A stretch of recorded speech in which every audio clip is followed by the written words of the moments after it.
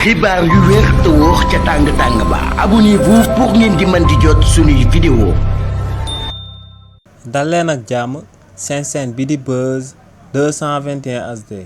am nañ ay xibaar yu yees yu daal di jëm ci kiñ dippee El Hadji Babacar Dioum alias Kocc Barma jëmale ko ci benn ci oto bi ñu fekkoon ci këram te kii di Mame Ndiaye Savon di doon wax ci réseaux sociaux yi que ne moom moo ko daal di moom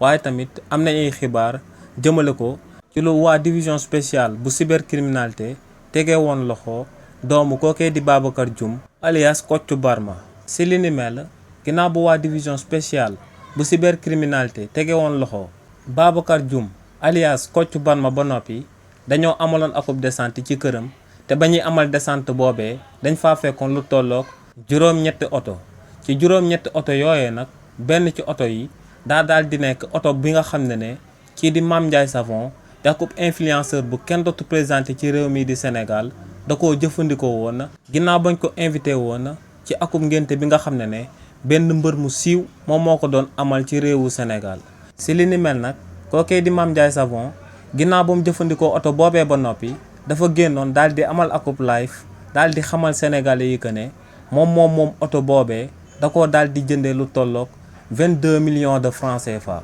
waaye nag oto boobee ginnaaw ba ko waa division spéciale bu cybercriminalité fekkee woon ci kër Babacar Dioum alias Kocc Barma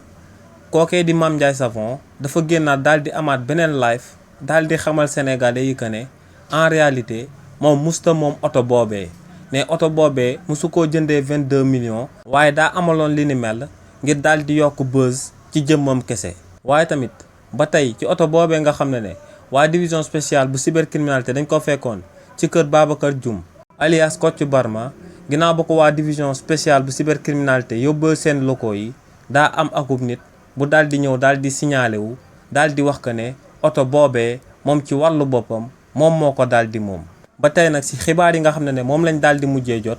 nit kookee fësalaguñ turam waaye tamit xamaguñ lu sabab oto boobee nga xam ne moom moo ngi wax que ne moom moo ko daal di moom lu sababoon mu daal di nekk ci kër Babacar Dioum alias Kocc Barma. waaye tamit ba tey si li ni mel waa division spéciale bu cybercriminalité ba tey ci enquête yi ñu daan wéyal di amal di ko doon jëmale ci jëmm Babacar Dioum alias Kocc Barma dañoo amaloon akub perquisition jëmale ko ci benn kër bi nga xam ne kii di Cheikh Talla Dioum di magu Babacar Dioum alias Kocc Barma moom moo ko daal di moom.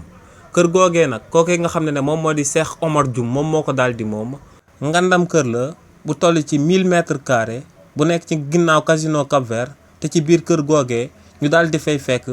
ay équipement de dernier cri. kër googee nag ginnaaw ba waa division spéciale bu cybercriminalité di ko daan fayatee dañoo fekkoon mu daal di nekk akub kër gu luxueuse boo xam ne ay néeg yu bëri ñoom ñoo fa daal di nekk ay salle de bain yu bëri yu fa daal di nekk waaye tamit matériel immobilier yi de dernier cri yëpp boo demee ci biir kër googee da nga ko fay daal di fekkoon nañ fa tamit akub système de sécurité de surveillance high tech bu méngoog bi nga xam ne moom lañ fekkoon ci kër kookee di Babacar Dioum alias Kocc Barma ci këram gu nekk cité Bourguiba. waaye nag lu leer ba am moom mooy que ne kii di Cheikh Talla Dioum di mag ci kii di Babacar Dioum alias Kocc Barma ba tey kenn tegugu ko loxo waaye tamit ba tey enquêteurs yu daal di nekk ci division spéciale bu cybercriminalité écarté wuñ ko comme akub potentiel suspect. waaye tamit ba tey si mbir moomee lu ci daal di bees te yees moom mooy que ne kii di El Hadji Dioum di benn doom bi nga xam ne moom la Babacar Dioum alias Kocc Barma daal di am moom itamit waa division spéciale bu cybercriminalité démb ool woon nañ ko seen locaux yi daal di koy auditionné ci ay waxtu yu bëree bëri waaye nag nañ ko mujjee bàyyi mu dem daal di ñibbi. xibaar yu wér te wóor ca tàng ba abonnez-vous pour ngeen di mën di jot suñuy vidéo.